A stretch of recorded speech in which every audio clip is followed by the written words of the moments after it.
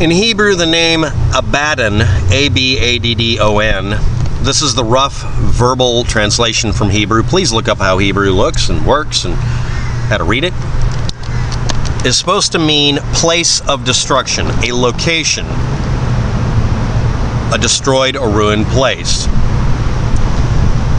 There is also a Greek word that is used as a title or honorific,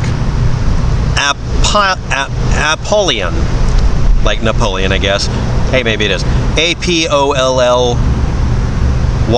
is the verbal for it, and it literally means the destroyer. So they're somewhat related to each other.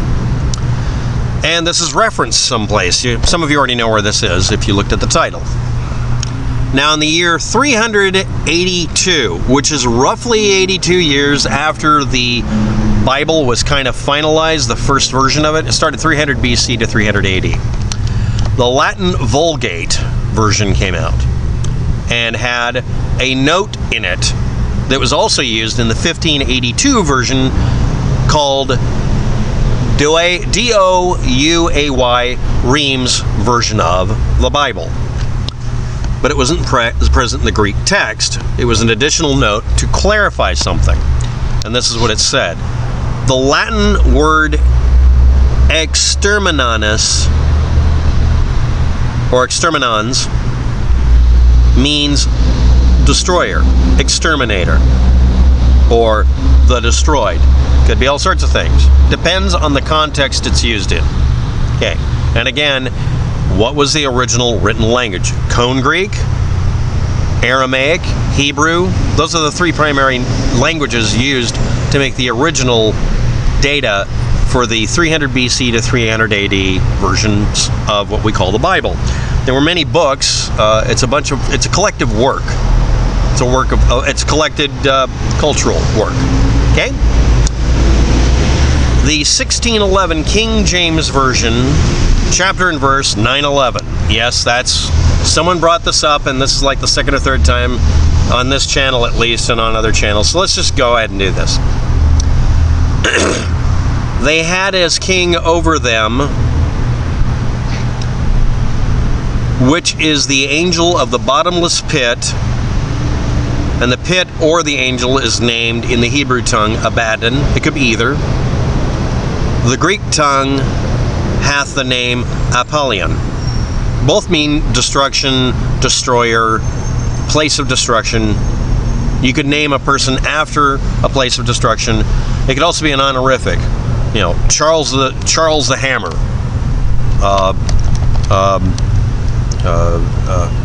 The Queen of England, the destroyer. You can, it's an honorific statement. It could be an exaltation. 1978, the hippie version, New International Hebrew, not Hebrew, Bible.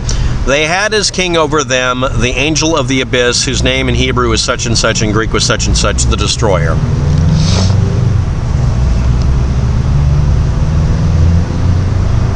That's chapter and verse 911. Okay? All right, that's supposed to be what it is. Okay, now if you're sitting there going, what the hell does that have to do with September 11th in the United States? Absolutely nothing. It has absolutely nothing. Science has predictive power. Most lightning bolts, if you divide it down to 1-inch spacing, give you a specific voltage. Because they do. Well, they don't. There's a lot of variation to it. But at least above a certain voltage and below another voltage, let's say. Because there's a certain minimum breakdown voltage in air. You can go look up the breakdown voltage for air. It's a dielectric resistance is another thing you can look up. You can look up the capacitance of air. Science has predictive power. A book written from 300 BC to 300 AD has no predictive power at all because it gets basic shit wrong about how reality works. It is not wisdom, it is the writings of many, many people, some of which contain wisdom, and others are literally just short stories to teach you an object lesson or a moral of the story. And any predictions were for near future because everyone's lifespan was so short, on average, that the only thing they cared about was what was really in front of them and whatever goal they had. Also, having a short lifespan means that you think, my life on this planet is going to be pretty short. I want my great-grandkids to have a better life. Let's see what I need to do and say to cause that. Or you could decide they were all a bunch of misanthropic jerks who predicted the end of the world. You can interpret this any way you want to. The rest of us don't have to put up with you interpreting it badly or misquoting stuff. So let's go on. And on that note, it was 1770. We're going backwards again. Shem is one of the 3 sons of Noah in the book of Genesis. That's one way of pronouncing it or spelling it. Shem. Not Shemp. It wasn't the 3 stooges of Noah.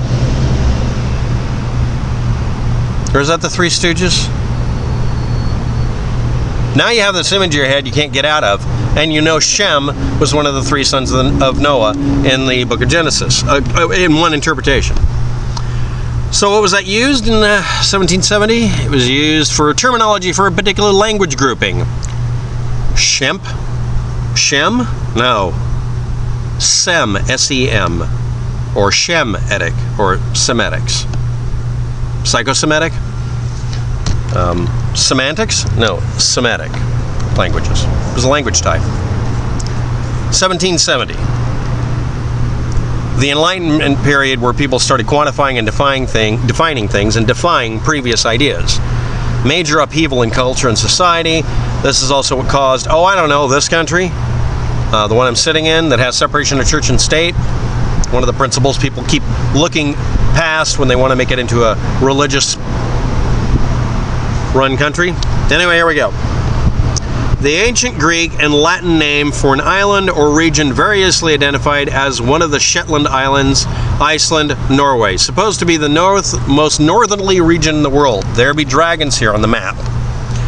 It wasn't the most northerly location.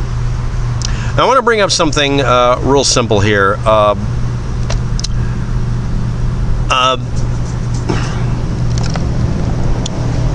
What was that? What was the name of that area? Most of you don't know how to pronounce it.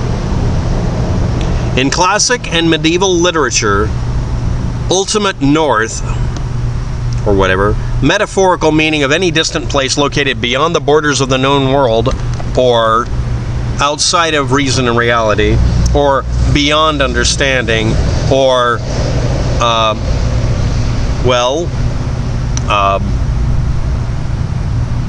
supernatural location we'll use for our storybook or our poem. Also is used as the name for Greenland, Norway, Iceland, whatever. Thule, T-H-U-L-E, Thule. That's how it's supposed to be pronounced. I've been told that angrily by the people who make the little boxes you put on your car. They're called Thules. It's not Thule, apparently.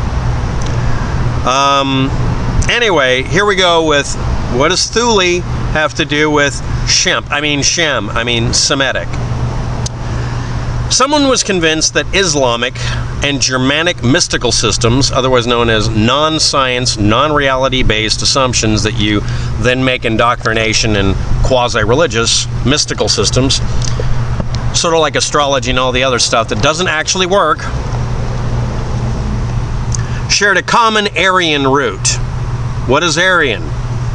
Well, anyway, Theodor Fritsch, Germano-Norden, based on the Freemasonry, he said, caused the German occultist, anti-colored, anti-Jewish, anti-Semitic Thule Society, named after the northern country in Greek legends, that influenced the Nazi Party. Or we could say it this way: Aryans are the original speakers of Indo-European languages, and their descendants up to the present day constitute a distinctive race or sub-race of the Caucasian race, originally from Atlantis. Yes, all your Aryan nations asshats have to then give some lip service here, or maybe you'll go for full French kissing of the story, that you're Atlanteans. Don't like it? I don't give a crap. Stop using the word Aryan. That's what it's referring to. That's the origin story. Oh yeah, that's what I do on this channel. I find the origin story for stuff. And this balderdash appealed greatly to Germans who were occultists who obviously believed in Atlantis, because a lot of people did then and still do. So the Thule Society happened, and it had a rule that you couldn't be colored, quote unquote, or non-Aryan. It's an Aryans only club. But what else was in the original definition for Aryan? Because you're going to get mad at me for saying this. They're from Atlantis. Let's repeat that. Atlanteans.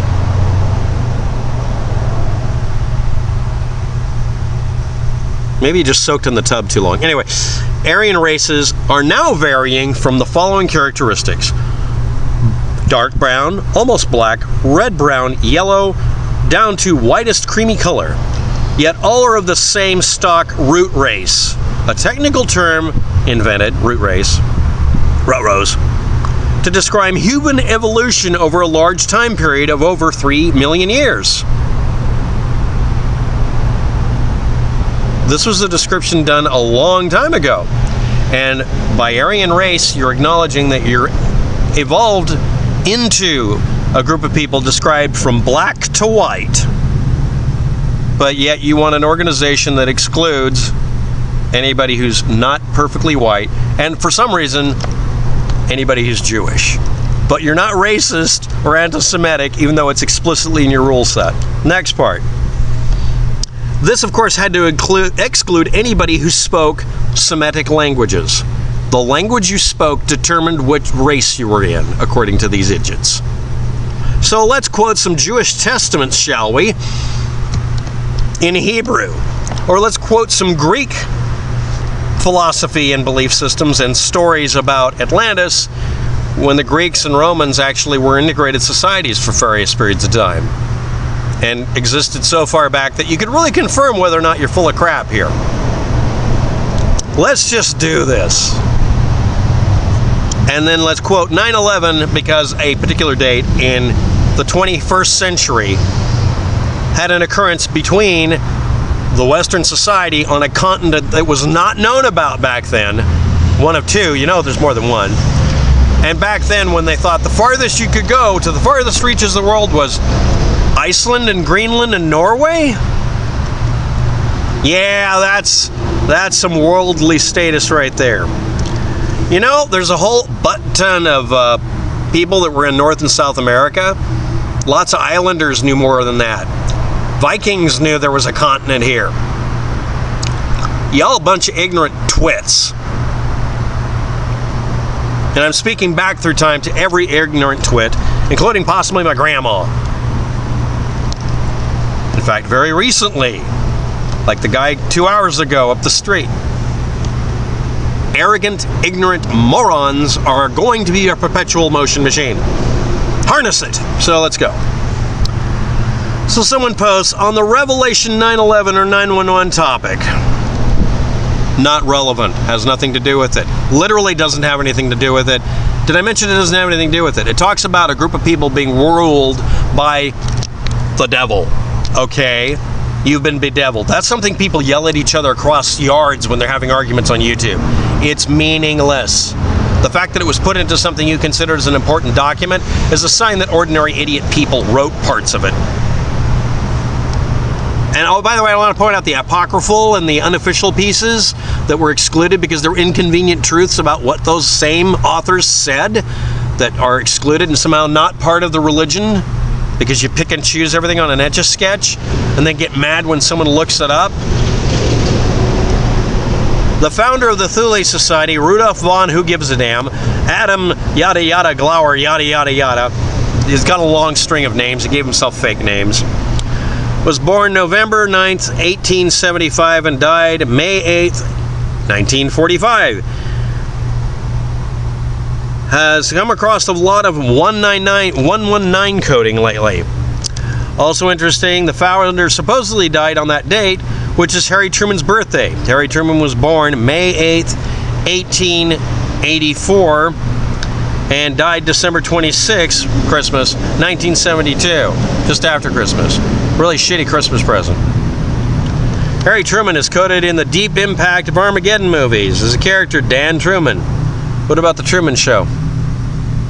What about all the other times the word Truman's used? true man.